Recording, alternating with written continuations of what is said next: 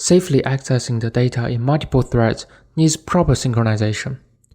Therefore, in this video, we introduce some basic methods to synchronize data accessing across multiple threads.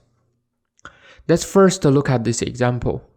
We implement a multi-thread accumulator in this example. Each thread goes through a loop to accumulate a global variable. While this example is oversimplified, it can be a building block for some more complex programs. So in this program, we first define a global variable called total count. We initialize the variable of total count to 0. Then, we define a struct of the data to be passed in the thread function. There is only one field called count, which represents the data of times the thread incremented the total count. In theory, we do not need a struct since we only have one variable, but using struct to keep the examples uniform. Finally, we implement the accumulate thread function. It is straightforward as we simply iterate a certain number of times to increment the total count variable. Here, I'm not providing the main program as you should be able to write the main program easily. Assuming we create two threads and we pass count equals 500 to both threads, you may expect the final total count value is 1000 after we join the threads, right? However, if you try to run the program on your computer, the result differs each time we run the program. Occasionally, the result can be 1000, but for most of the time, the result is less than 1000. So what is the problem? The problem is in this line, count++. Let me present some pseudo assembly code to see how this line is executed by your CPU core. In general, this line is converted into 3 instructions. It can be different according to the machine you use. For most of the x86 machines, you probably expect less number of instructions. But still, your x86 machine needs to perform these actions in this order. In the first line, the data in the total count variable, which is actually stored in the memory, will be loaded from the memory system to a register. Let's say the register is R0. Then, the core will use the add instruction to increment the value in R0 by 1.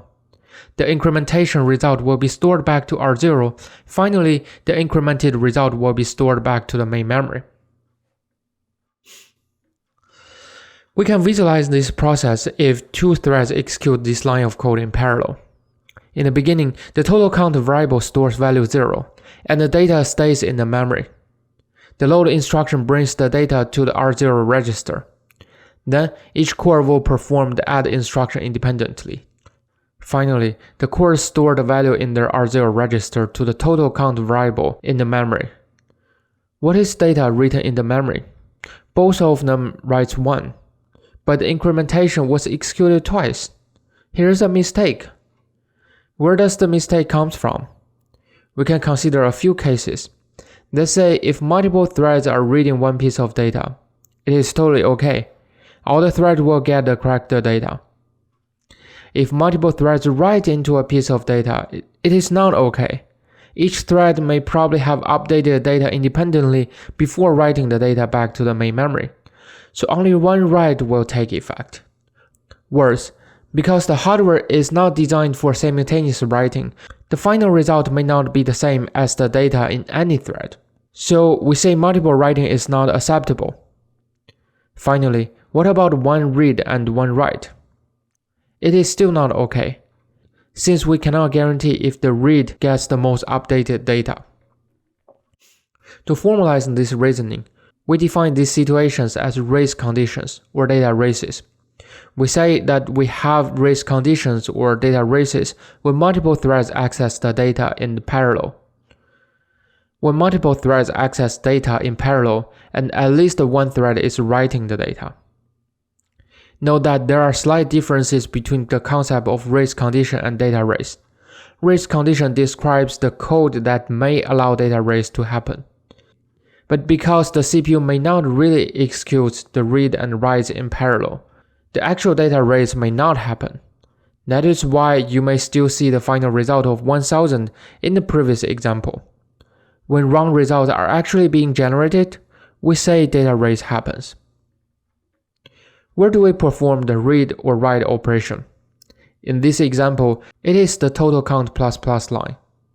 In more complex examples, read and write operations may be separated into a few lines of code.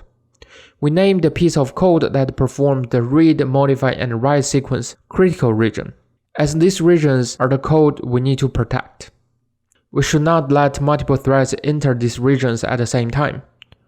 Or in another word, we serialize the execution of the critical region. So what is the solution? The most straightforward solution is only let one thread to execute the critical region. This is our original code. The critical region is the total count ++ line. We need a mechanism to prevent multiple threads from executing this line. So pThreads provide us with a parallel computing primitive called mutex. The word mutex stands for mutual exclusion object. It serves as a lock that protects the critical region. Before getting into the critical region, we lock the mutex with pthread mutex lock API. If no other threads lock the mutex, this line of code will simply lock the mutex and move on. Otherwise, if the mutex is locked by another thread, this function will not return until the other thread unlocks the mutex. After the critical region, we need to unlock the mutex so that other threads can move forward. Be careful that the lock and unlock should always appear in pairs. It is easy to forget acquiring a lock before the critical region or to release a lock after the critical region. This may cause data race or deadlocks in your program. Since we are only modifying one variable, there is actually an easier solution. In parallel programming, we often see the pattern of load, modify, and store. We say these three steps should not be interrupted. Since these solutions are not breakable, we name these operations atomic operations. Atomic operations are typically faster than using mutexes if we're only modifying single variables. With C, we can explicitly write a program to tell the hardware to perform atomic operations. Atomic operations can be easily implemented using sync, fetch, and add function. The function takes the pointer to the data we want to modify, as well as the amount we want to add to the variable. The hardware will perform correct operations to guarantee that data races do not happen. Incrementation is one of many atomic operations supported by C. For a full list of atomic operations, you can refer to the URL at the bottom of the page. Since our course is a GPU program course, I will not dive too deep into the synchronization on CPUs. Here are some advanced features that are not likely to be supported by GPUs. But if the audience is interested in learning more advanced topics, here are a few extra topics worth learning.